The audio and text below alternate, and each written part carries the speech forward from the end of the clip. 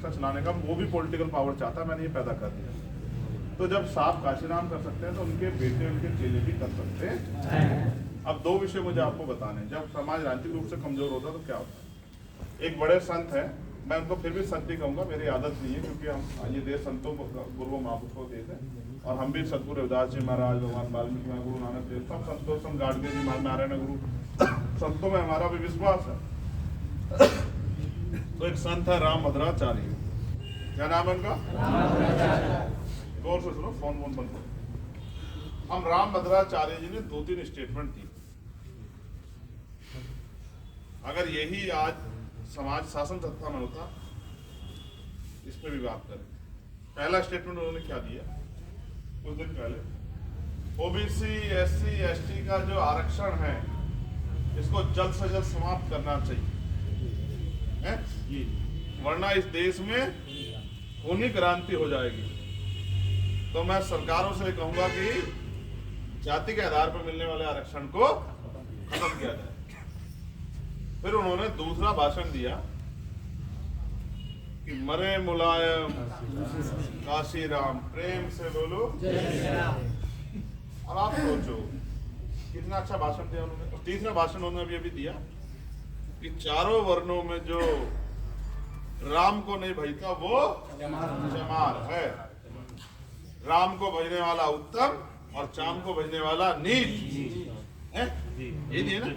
हाँ, अब सर ये बताओ, पहले वाले भाषण का कि देश में खूनी क्रांति हो जाएगी।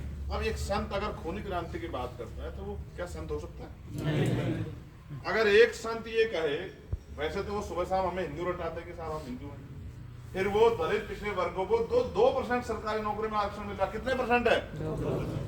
नौकरियां 100% है, सेक्टर जो है पूरा वो 100%, उसमें 2% सरकारी नौकरियां, 98% प्राइवेट सेक्टर है।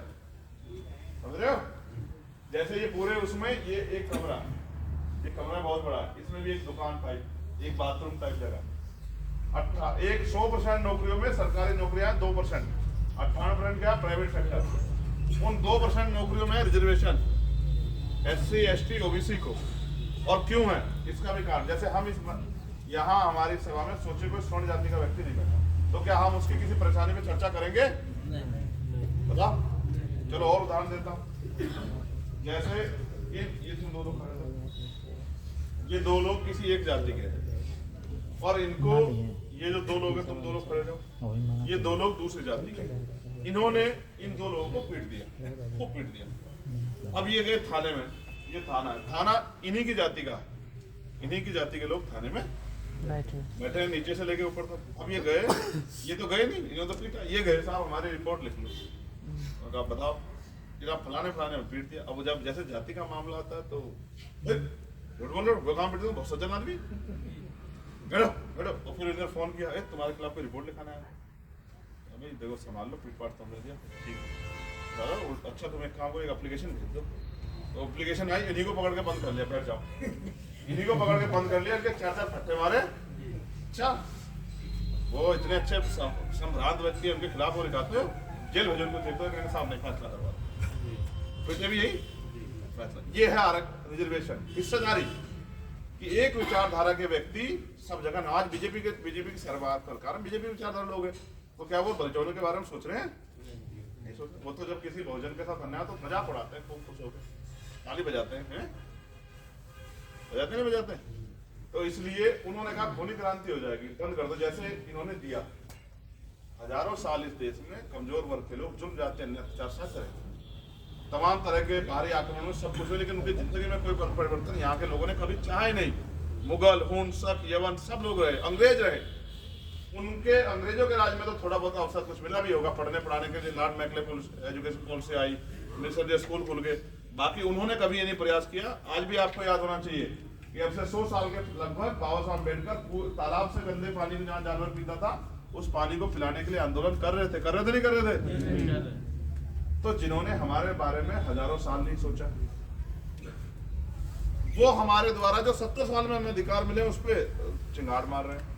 और मैं ये समझता हूँ, मैं तो राम भद्राचार्य को इस तरह देखता हूँ कि हिंदू धर्म की मान्यता अनुसार, अब स्टडी है क्योंकि हम वकील भी, तो कहते हैं कि जैसे आदमी कर्म करता है वैसा ही उसको पुनर्जन्म, जब भविष्य में दूसरा जन्म होता है उसको वैसे परिणाम मिलते हैं।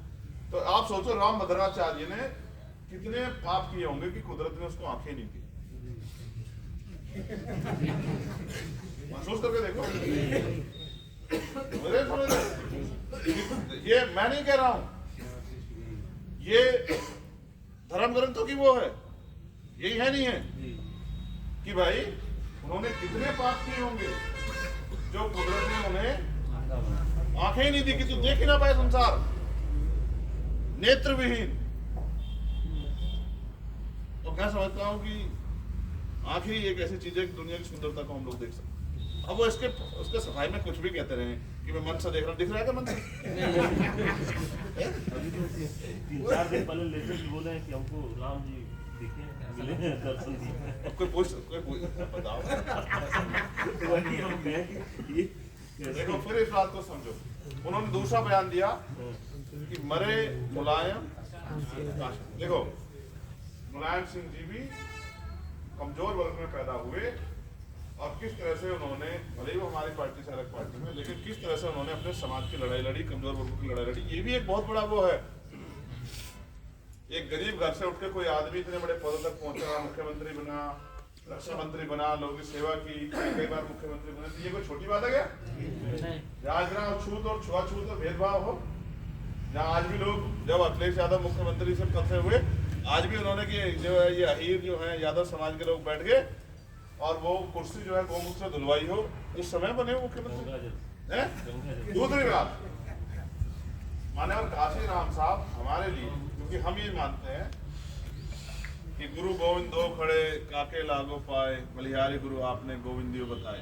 तो गुरु का दर्जा माता पिता के दर्जे से बड़ा है और हम माननीय काशी राम साहब को अपना गुरु मानते हैं, पिता से बड़े हमारे लिए। अगर कोई उनके लिए अपशब्द कहेगा तो क्या हमें अच्छा लगेगा? नहीं। अगर इस देश में अन्य धर्मों की भावनाएं, तो हमारी भी भावनाएं हैं, हमारी भावनाओं को आहत करेगा तो फिर हम भी उसको छोड़ेंगे नहीं। समझे? क्या उसको अधिकार है माननीय काशी राम साहब के कि इतना बड़ा मजाक करने का? कोई हो, चाहे वो प्रधानमंत्री भी अगर करेगा तो हम उसके खिलाफ भी लड़ेंगे, मुख्यमंत्री करेगा करके देखे उसके खिलाफ भी लड़ेंगे। और अगर किसी का दिमाग खराब हो गया, वो करेगा, वो सोचता हो कि हम कमजोर है, तो हम उसके खिलाफ भी लड़ेंगे। अब तुम देखना, जाकर मैं दिल्ली मुकदमा दर्ज करा के जब उसे जेल में ठुसाऊंगा तो सब लोगों को दिख जाएगा।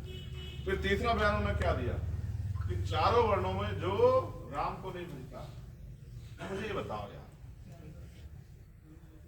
एक वर्ण को तो छोड़ देते हैं, लेकिन बाकी 3 वर्णों में उनके कहने का तात्पर्य है कि जो धार्मिक नहीं है, राम को नहीं मानता, राम की पूजा नहीं करता, नास्तिक है, वो चमार।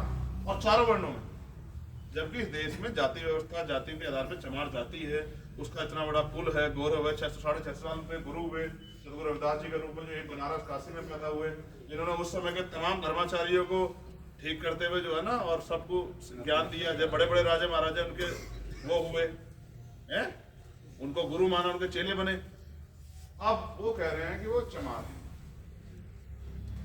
तो उनको नहीं पता कि किसी जाति को अपमानित करने के बाद वो चैन से नहीं बैठ सकते, देश का संविधान कहता है, ऐसा नहीं कहता। तो मैंने उनसे पूछा अभी परसों भी कि भाई ये बताओ, चलो जिन वर्णों ने राम को खूब भजा, जो वर्णों के आधार पे वैश्य भी हैं, क्षत्रिय भी है, शूद्र भी है, क्या उनमें से राम को भजने के बाद कितने लोगों को आपने ब्राह्मण बना दिया? भाई जो राम को नहीं भजे वो तो चमार बन गए, और जो राम को भजे आपने कितने लोगों को ब्राह्मण बनाया? बनाएगा किसी भी? देखो मैं आपको फिर कह रहा हूँ, वो कह रहे हैं किताबें पाठ पढ़ाई छोड़ो और आके धार्मिक काम में जुट जाओ। और ये कौन लोग हैं? ये वही हैं, इतिहास पढ़ा करो। बाबा साहब ने कहा जो कौम अपना इतिहास जानती है वो कोई भविष्य का निर्माण नहीं कर सकती है। ये वही लोग हैं, अगर आपने कभी मंत्र सुनना तो आपके कान में पिघला के शीशा डालने वाले लोग हैं, और अगर इसका आचरण कर लिया तो जीव काटने वाले लोग यही है। तो बाहर का अंग्रेज यहाँ काटेगा जीव हमारी? जाति व्यवस्था मुगल बना के गए क्या? ये बनाया क्या? सब जानते हैं जाति व्यवस्था यहीं के पाखंडी ने बनाई। और क्यों बनाई?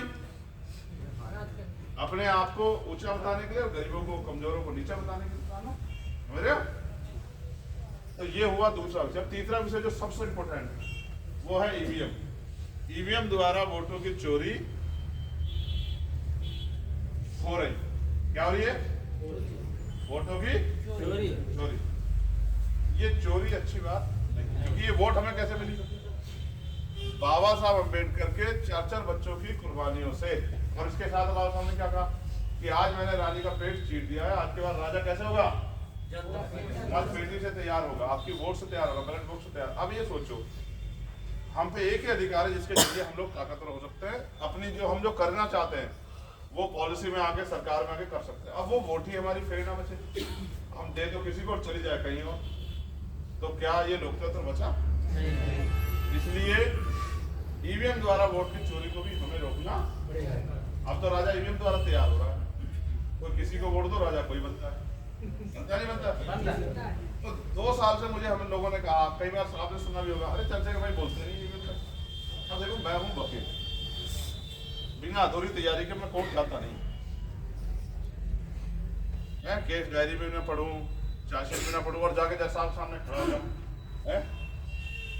वकालत नाम लगा तो जज साहब पूछेंगे हु आर यू, तुम कौन हो भाई, तुम कहाँ से आए, किस मुकदमे पर भी कर रहे हो? तो 2 साल में हमने उत्तर प्रदेश में राजनीतिक दल के जरिए जनमत तैयार किया। अगर हम संगठन के दल पे तैयार करते तो कहते आपको चुनावी लड़ रहा, आपका इंटरव्यू कर रहे हैं भाई, जिन दलों को लड़ना उनको कौन। तो अब हमने दल बना के जनमत तैयार किया। आज हम पे हर जिले में 2000, 4000, 5000 सम्मानित कार्यकर्ता हैं जो हमारी एक आवाज पे तैयार रहते हैं। इसलिए अब हमने जनमत तैयार कर लिया। वोटों की चोरी भी ईवीएम द्वारा हम रोकने का काम करेंगे नहीं करेंगे? क्या हम अपनी वोट को लुटने देंगे? नहीं। क्या हम अपनी वोट की चोरी होने देंगे? नहीं। यस, तो हम वोट की चोरी को भी रोकने का काम करें। लेकिन ये तभी संभव है जब हम बड़े पैमाने पर लोगों को जागरूक करें।